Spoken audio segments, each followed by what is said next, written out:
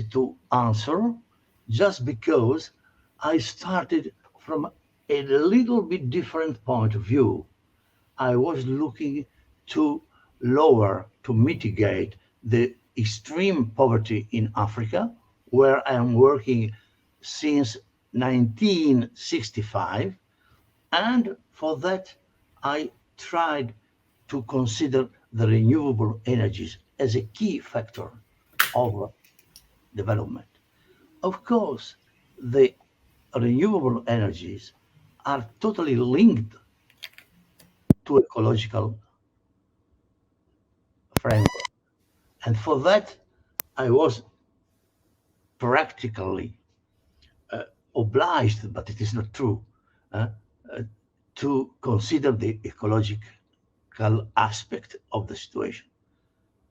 Uh, so in, in 2009, I started to work with a number of training sessions in photovoltaic PV energies in 10 African countries. And that was de facto, as a matter of fact, it was an attention to ecological framework and opportunities. That's right. Thank you.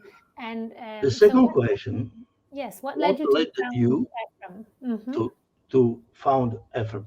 It was exactly what I was telling before. The big attention I used to pay since I was a young person to the poverty problem.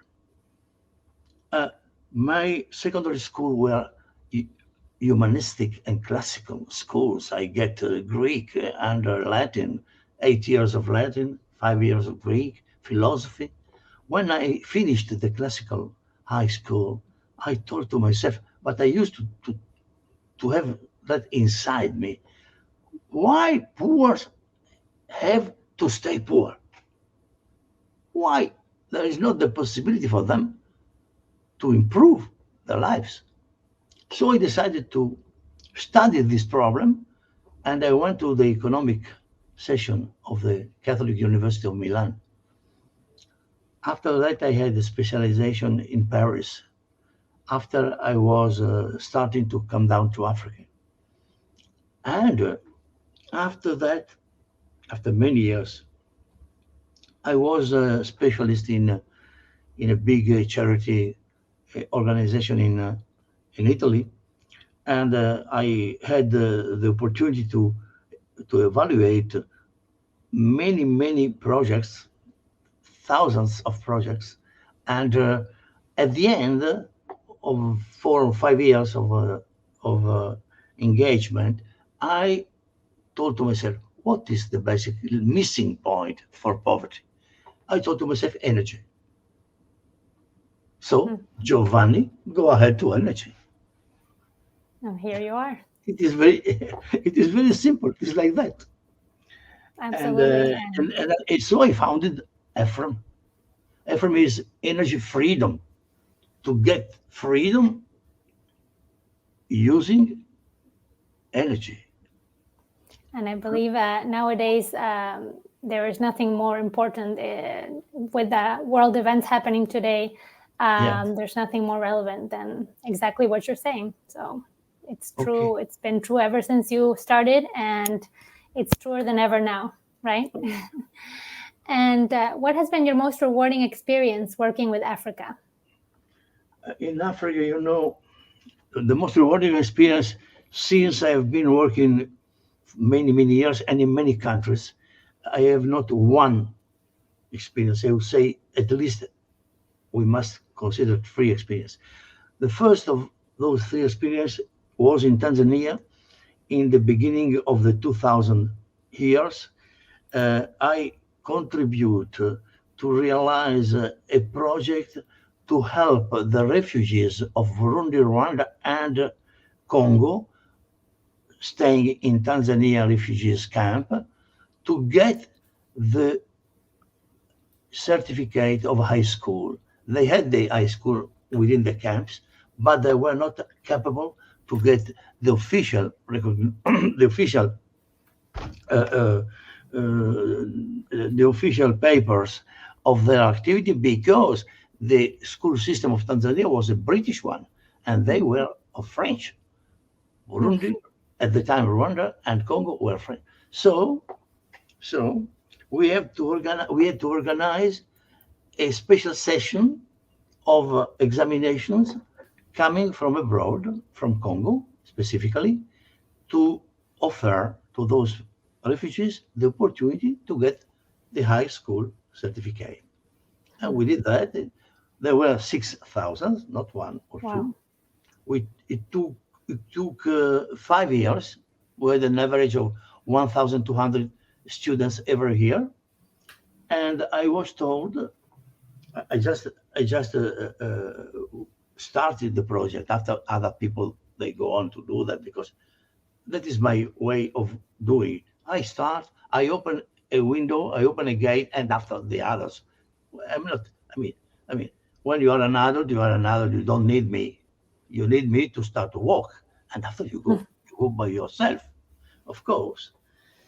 So I was told that at least 50% of the people succeeded. That Wow, is that's good. amazing. That is good. That is good. Amazing. The second Absolutely. point is a social enterprise, a pure social enterprise in Cape Verde, in the little island of Fogo. We had the opportunity to grow grapes and to produce wine. The production of wine was worth of a benefit of about $250,000 per year. So it was something quite important. Quite, uh, it was the biggest factory in the island, 120 people, divided with the production direct of wine and the growing of grapes. And the 250,000 US dollars per year were totally devoted to the local hospital, which was run at the time by a missionary congregation of Italy, of my country. Wow. Amazing. I, I, Another. I am happy. Myself, I am an entrepreneur by origin. So the third one, it was not really a project, but it was something very important in my humble opinion. We had a huge journey in Tanzania in 2014. We visited 96 rural boarding high schools with a vehicle unique in the world for the moment, which was a Land Rover equipped as a solar mobile system. On the top of the Land Rover, we had 3 solar panels. Inside, we had batteries, inverter, everything, in order to get a system of cooking to show to the school, because the schools are spending, let me say that, a huge amount of money every year to buy charcoal, to buy firewood, to get the meals prepared. And you have to count hundreds of meals per day. If you set up a, a convenient, a serious photovoltaic system, well designed, well calculated, you may put to zero the consumption of charcoal and firewood. And in addition, during the holiday time, the 2 months, you may use it to produce food and to sell it. So it is an income generating activity. Absolutely. And And so we did that with the vehicle, which was a very, very strange one, because uh, there were 2 vehicles in reality. We had a huge journey all over the country. Tanzania is a kind of round, you may you may have a round trip all over the country. We started from Dar es Salaam, we went to Kigoma, passing through uh, Tabora and so on. And we came down on the Victoria Lake and so on. Singida, Mwanza. Okay, I think it is something we have to consider. We have an advantage from an entrepreneurial point of view. We have to consider the number of realization we can do. The Catholic Church is the most important subject, social subject in Africa. We have thousands uh, and thousands rural boarding schools. We have thousands and thousands hospitals. We have thousands and thousands dispensaries. If we put attention and conceive a product which is affordable for everybody, and the same, we industrialize the process. Not only one here, another there. No, that could be one of the tasks of Laudato Si. Make something which is available to everybody. Available. After they will accept or not, it doesn't matter. We are free. Catholic people are free. We don't oblige anybody. We don't push anybody. We don't make pressure to anybody.